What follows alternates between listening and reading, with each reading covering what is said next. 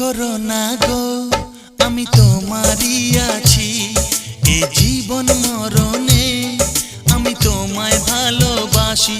আমি তোমার ছায়া হয়ে রব তোমার পাশাপাশি।